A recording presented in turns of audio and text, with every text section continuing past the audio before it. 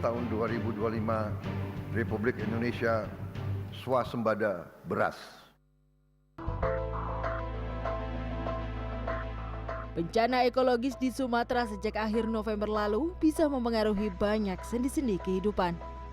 Selain hilangnya nyawa yang jumlahnya mencapai ribuan, bencana juga mengakibatkan rusaknya infrastruktur, bahkan mempengaruhi sektor ekonomi termasuk pertanian. Pasca banjir yang menghantam Biren Aceh akhir November 2025, 15.000 lahan pertanian di Biren ikut terdampak dan gagal panen. Sebagian petani mencoba untuk memanen padi yang sudah terendam lumpur. Namun hasilnya mengecewakan, 20% gabah sudah berwarna hitam. Petani di Desa Blanggrab, Kecamatan Juang ini mengharapkan pemerintah bisa memberikan solusi karena masa panen tinggal 1 pekan lagi. Setelah penyusuru kira-kira sekitar 2 minggu lagi baru bisa panen. Nah, karena kita nggak bisa pergi ke sawah karena masih ada lumpur. Mana kondisi padi gabahnya, Bang? Kondisi gabah waktu kita panen yang pertama padinya hitam. Dan harga jual pun menurun. Waktu kita giling pun jadi beras pun jadi balom. Nggak seperti waktu tahun-tahun lalu. Bencana pasti memberikan dampak di sektor ekonomi.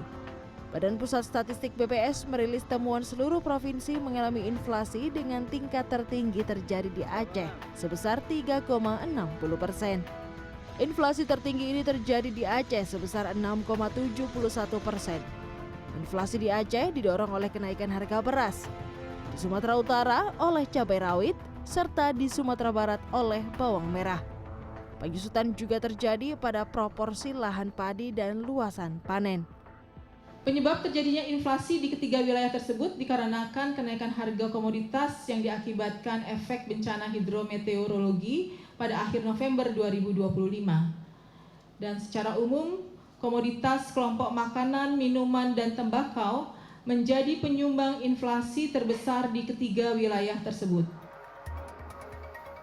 Bicara soal pangan tidak bisa lepas dari beras. Ketersediaan pangan menjadi salah satu kunci dasar. Salah satunya di Badan Urusan Logistik Jawa Tengah yang memastikan ketersediaan pangan di wilayahnya aman hingga Juli 2026.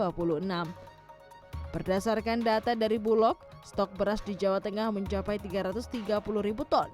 Jumlah itu mencukupi hingga 7 bulan ke depan. Masyarakat tidak perlu khawatir terhadap ketersediaan maupun stabilitas harga pangan.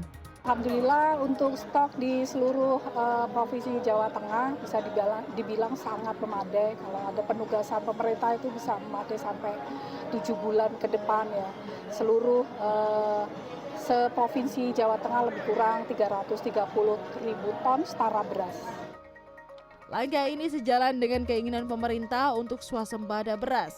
Saat retret Kabinet Merah Putih yang diselenggarakan di Padepokan Garuda Yaksa Hambalang, Kabupaten Bogor, Jawa Barat, Presiden mengapresiasi karena Indonesia bisa swasembada pangan, khususnya beras, di akhir tahun 2025. Menurut Presiden, capaian ini telah melampaui target awal, di mana sebelumnya Presiden menargetkan waktu 4 tahun bagi Indonesia mencapai swasembada pangan.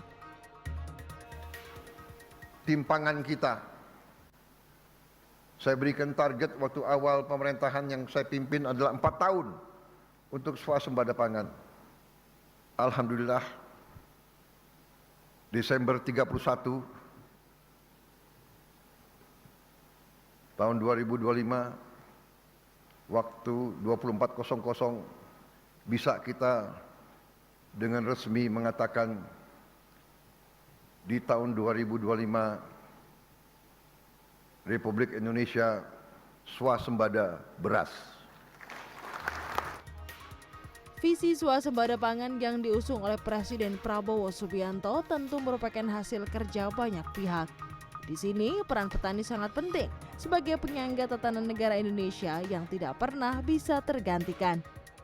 Kebutuhan konsumsi beras sebagai pangan pokok strategis masyarakat sudah mampu dipenuhi dari pasokan hasil kerja keras petani Indonesia sendiri. Tim Liputan CNN Indonesia.